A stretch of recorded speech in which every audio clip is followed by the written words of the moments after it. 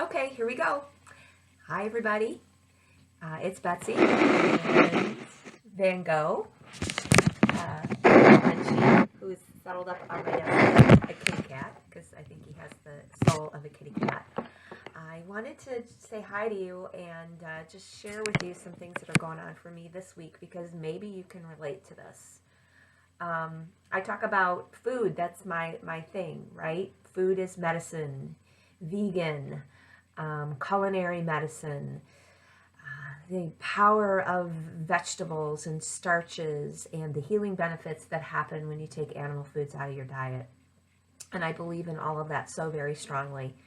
But it's not always a magic pill. It doesn't always mean that everything in your life is going to be perfect, that you're going to wake up every day feeling amazing, that all your health conditions are automatically going to disappear. I mean, life gets in the way, stress gets in the way, our behaviors, things that we might struggle with in terms of how we live our life, because food is such an important focus in our life. I mean, obviously we can't survive without it, but culturally it's something that really drives a lot of social occasions and feelings of pleasure and familiarity, and also it's something that sometimes can soothe us and comfort us, and we celebrate with food and we use it as salve to ease our stresses and our worries, and sometimes it's our companion, and I have dealt with all of that in my life. I have been struggling with binge eating, since before I hit adulthood. At probably 12 years old, I became preoccupied with food. By age 13, I was obsessed with food. So food is always an issue for me, and it's something that I celebrate. And I didn't start cooking until I became plant-based. Really, whenever we had a family gathering, and you all know this, those that have known us for a long time, we would have a Fourth of July party, a barbecue, a holiday, St. Patrick's Day. Some of you have been to our St. Patrick's Day parties, which we haven't had in years. And it's like, hey, Jim, what'd you make? Hey, Jim, how'd you make this? And I'd get a little indignant, but the truth was he was doing most of the cooking. This is something I had to completely learn, and I never was a cook, and now it's interesting because now I am, and it started out of necessity, and it grew into something that, it made a lot of sense that I had passion for it, because food was my friend. Food was something that brought me comfort. It was just my coping mechanism, and the reason why I bring this up now is the holidays are upon us, and winter is approaching, and the fall is here. And I don't know about you, but when I get into this time of year, when the days start getting shorter and it's darker more often, I go into hibernation. I become a bear. I just want to eat and I want to sleep, and it hits me really hard right now to the end of the year.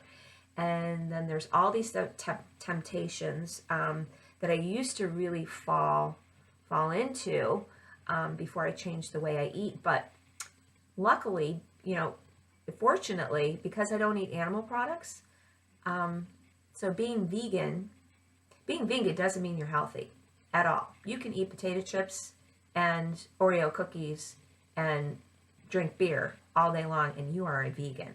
That doesn't mean you're healthy. But vegan means the absence of any animal foods in your diet. So no dairy, and with no dairy that means no yogurt, no cheese, no dairy milk, no eggs, and then of course meat like chicken and pork and beef and lamb, and meat is also fish. So any seafoods, and a lot of people don't partake in honey. So any animal food. So I pretty much adhere to that.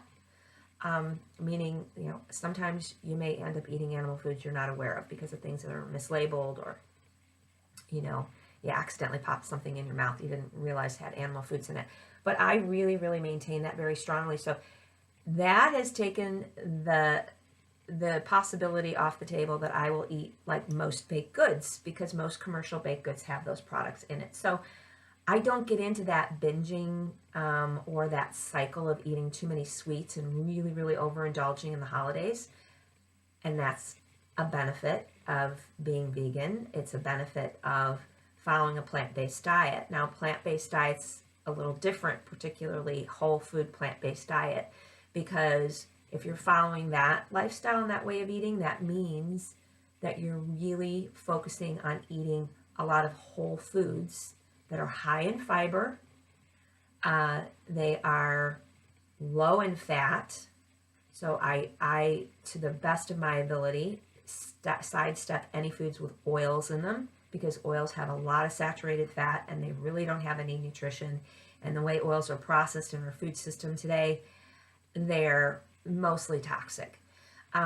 So what that means is I do have a greater sense of control of my health than I ever have. But right now, being in hibernation mode, getting into that mode where my portions are bigger and I'm wanting to get into that comfort eating and I'm wanting to settle in with a big bowl of whatever, casserole or potato-y, starchy kind of meal that I love, and maybe I'm going for second servings and maybe I'm going for thirds.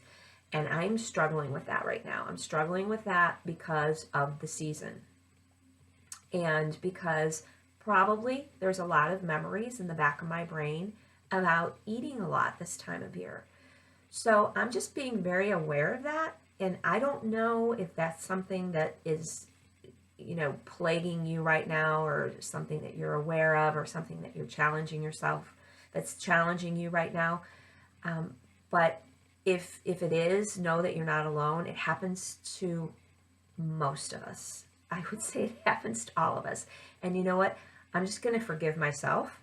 I'm going to forgive myself for, maybe not following those cues that my body is giving me and giving into, kind of an emotional need and a bit of a physiological need this time of year to want to eat a little bit more, and maybe it's a little harder to motivate myself to exercise. So, these things are showing up for me.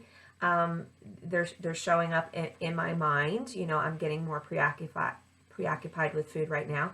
It's showing up on my body. I've experienced some weight gain, and I feel puffy. So I'm going to intervention.